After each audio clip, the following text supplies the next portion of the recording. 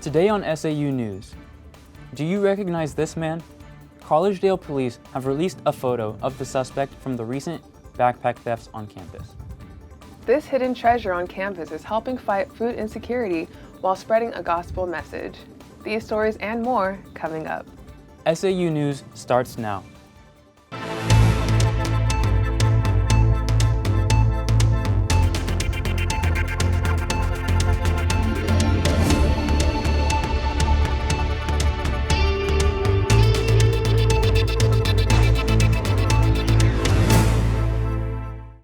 Welcome to SAU News. I'm Nick Cox. And I'm Hannah Moyer. Our weekly newscast is brought to you by the School of Journalism and Communication.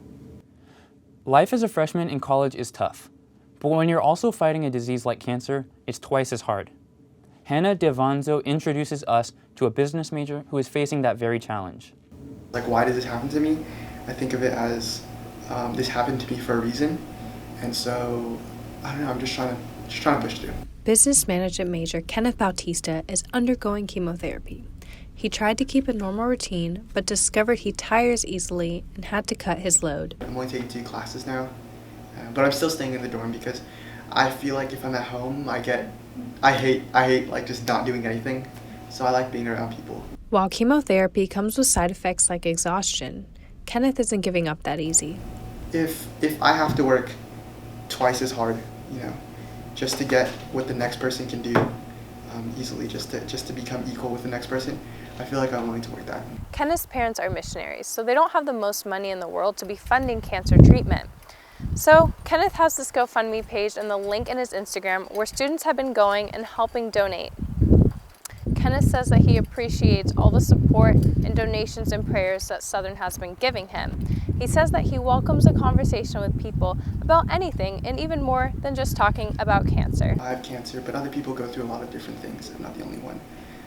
Just ask them how they're doing, And I feel like that's a hard conversation to make because you see your friend struggling, going through something hard, and you don't really know what to say. But at the end of the day, just saying, I'm here for you, you got this, is really what gets me through. Like all these people who text me, let me know. I have my friends. I have an awesome support group. And I love all of them, and they really help me keep going. My parents and my brother. Kenneth will undergo chemo for another 18 weeks. For now, it's just one day at a time. For SAU News, I'm Hannah Devanzo. To help support Kenneth, visit his GoFundMe page linked in his Instagram bio. As we record our weekly newscast, students are voting for next year's Student Association officers. Students can vote with their phones, tablets, and desktops from any location thanks to an online ballot. An election day glitch meant some students had to cast their votes twice. Earlier this week, at a scheduled SA press conference, students had the chance to ask candidates questions anonymously. Questions related to anything from future plans in office to spiritual devotions. Candidates then gave impromptu responses to the audience and used the time on stage to further promote their campaigns.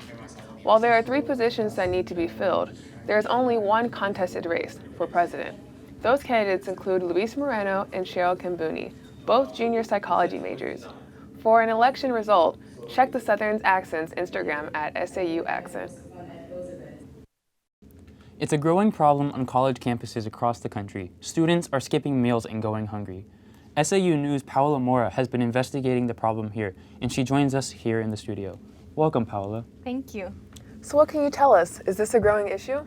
It is. It's called food insecurity. This is when a person has limited or unreliable access to food. Usually happens because they simply don't have enough money to buy their next meal. 2013 by 2 social work master students. The mission of this food bank is to fight food insecurity on campus and help those students who do not know where their next meal will come from. Social work senior and Feed My Sheep intern Angelica Rodriguez says this food pantry reflects the values of a Christian campus. That caring aspect that we see in the Bible over and over and over again, like with the Good Samaritan and, just even him with his disciples, I believe the food pantry is that as well. We're meeting people where they are, no matter their situation. Though confined to a small room, Feed My Sheep offers a variety of products. There are canned goods like beans and soups, ramen noodles, and even baby formula. Located between the village market and the improv room, Feed My Sheep is open to all students. The only requirement is to present a student ID card. After showing the ID card, students can grab a bag and look for the products that they need. But in order to meet all the needs of students that come, Feed My Sheep has some regulations. These include things such as 1 visit per week and a limit in the amount of products a student can take. Labels on the shelf show the limits allowed per product. International Development Studies senior Tiago Ferreira has been coming to Feed My Sheep since last year.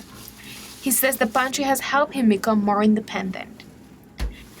Having this around, it's made me a lot more independent because it's given me a little wiggle room with my finances. It's like, okay, so I don't have to starve today. I can eat. I don't have to take out all the money from my wallet right now. There's some place that cares about me that will take care of me. Feed My Sheep relies mostly on donation. Donation drop-off bins are located in the Student Center and the School of Social Work. For SAU News, I am Paula Morrow reporting. A recent campus survey revealed that at least 8% of students here struggle to eat 3 meals a day. It seems like the problem is bigger than we thought. Are there any other ways people can help? Yes, there actually is. If you're buying something at the village market and have some extra change, you can choose to round up your total bill and the difference will be donated to the food pantry. Can you explain to us how that works? So say for example you go to the village market. If you buy something for say $5.25, the cashier will round that up to a total of $6 and you've just donated 75 cents for the food pantry. It must take a lot to keep the pantry fully stocked. Yes, and currently the Feed My Sheep organizers are trying to create a partnership with Chattanooga's food bank. Thank you so much for your time. Thank you for having me. Some students work in addition to going to school, but a small number don't have just one job. They have lots of jobs. It can be tough to handle. SAU News reporter Katie Castillo shows us how one student is trying to balance her college life while working multiple jobs. While some students work part-time jobs during college, others have to take on a larger workload. Many have to balance full-time work, a social life, and their studies. Having more than one job and being successful while doing so can be a challenge. Pre-physical therapy sophomore Hannah Moraga works at Miller Hall as an executive assistant for the Southern Scholars Program. She says it's important to be honest with yourself about how much you can handle. You need to prioritize, so you're not going to be able to do everything. So I think it's really important to look at, what do you want to get most out of your college experience? Do you want to leave with, really fun memories with your friends, a high GPA, a long resume, and all those things are really good. It just depends on what you want, so. Hannah also works for University Admissions, Senate, and as a student mentor for theology and religious studies. Sometimes she's also a referee for intramurals. Director of the Southern Scholar Program, Linda Tim, says it's a lot to balance and a lot to prepare for, but believes the balance can be positive for students.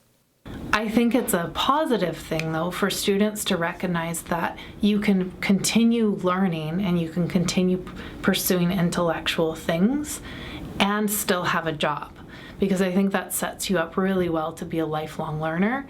Dr. Tim has made adjustments in accommodating Hannah's work hours so she can pursue other jobs and other opportunities.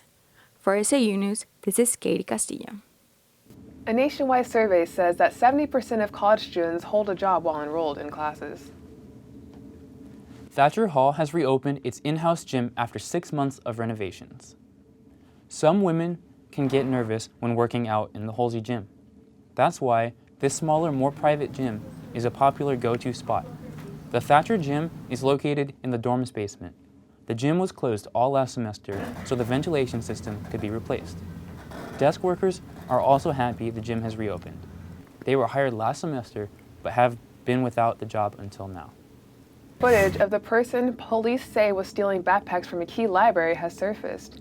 Gia Arroyo brings us new details of the investigation. Since 12 cases of theft were reported on campus, 2 of which were in the McKee Library. Collegedale police have now released surveillance photos of what they say is a suspect. Police are asking social media followers to help identify the man. On January 13th, the man was photographed exiting McKee Library with a backpack at 12:58 p.m. At 1:05 p.m., he re-entered the library without a backpack, then walked out 5 minutes later with another one. Senior film and English major Anthony Nelson, who gave a statement to police, says it's not so much the financial loss, but the personal possessions he misses the most.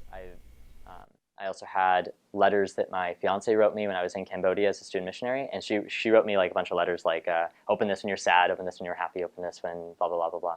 So I had all these letters from her that are all gone now. But I think like the thing that stings the most is just that backpack in particular. I've just had that backpack for like 5 years. So it felt, I felt like I was violated, like a part of me had been stolen, which... The remaining thefts were reported from Halsey Wellness Center. Since the incident last month, Halsey has added new cameras, like the one above me, guarding the gym master's workout area. This is the first one of many to come. The majority of the victims in the Halsey backpack thefts were Collegedale Academy students. According to the Collegedale police report, some of the stolen items included 7 iPads owned by Collegedale Academy, 4 Apple AirPods, 3 phones, and about $600 in cash. The total value of stolen items was well over $1,000. For SAU News, this is Gia Arroyo. The case of stolen backpacks remains active. If you can identify the man in this photo or can share any other information, please contact Sergeant Jamie Heath with Collegedale Police. With the recent thefts on campus, we decided to talk with campus safety. While they declined an on-camera interview, Associate Director Sean Haas gave us tips on how to help you keep your things safe. Haas emphasized that keeping your things with you at all times is the easiest way to avoid attracting thieves. Make it a habit to not leave things unattended. Haas also said that using locks in the gym locker room will keep your things safe. The front desk provides guests with locks to borrow if they wish to use a locker. If you ever find yourself in a situation where you have been a victim of theft or witnessed a theft taking place, Haas encourages residents to report the crime right away. Knowing the time, place, and specific item that was stolen will increase the chances of the stolen items being recovered. Some students are voicing safety concerns regarding their daily commute as they walk to and from campus on the Wolfteaver Greenway. Brenda Ramos walked the Greenway at night and filed this report. Is for people to exercise and work out. What you may not have known is that it's also a common footpath that connects student housing in Spalding Cove apartments and the main campus on the other side of the railroad tracks. Sometimes Sierra Dabney walks the Greenway to attend classes in Brock Hall. At the end of the day, she must walk back home through this tunnel underneath the railroad tracks. I live in Spalding apartments, and usually every night when I walk home, it's pretty dark to the point where you can't even see your feet. So even if you don't have a phone flashlight, sometimes my phone will die or something will happen, I can't see anything. So literally when you're walking, you can't even see your feet, so you kind of have to feel and memorize the pathway. So days like this, when I'm walking home from practice or doing work, I just have to hope for the best because you just can't see anything. The path to the Greenway is a little dark, and right now I'm going to demonstrate to you how dark it actually is by stepping back from the camera.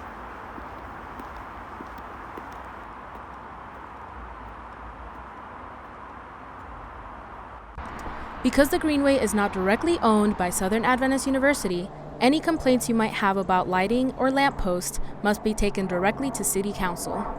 For SAU News, I'm Brenda Ramos reporting. If you ever feel unsafe on your commute, contact Campus Safety for a security escort. Student entrepreneurs, now's the time to show off your small business. Enactus Group Bring It will host its second pitch competition this year. Bring It is partnering with Collab Inc., a nonprofit organization created by Adventists looking to help entrepreneurs in different areas and universities. Together, they bring the Launch U event to Southern with the amazing opportunity to win major prizes. So first place gets $5,000, second place gets $3,000, and third place gets $2,000. And first and second place also get to go to an all-expenses paid trip to another pitch competition in San Diego. And there's going to be it's not just pitch competition, they're going to have some other side events as well, but that is also run by Collab. Will also gain mentorship hours with business professionals. The event will take place at the end of February, and enrichment credits will be provided. Southern offers many ways to get involved and give service to those in need. A popular option students are choosing is short-term mission trips. Every year, UQuest plans week-long trips in the U.S. and all over the world. A lot goes into planning a mission trip, from finding a host organization to making budgeting and making it affordable for students. UQuest Trips tries to match the right trip with a student's major, passion, and skills. The assistant director of the program says it gives students a chance to see how they might use their career skills in mission service.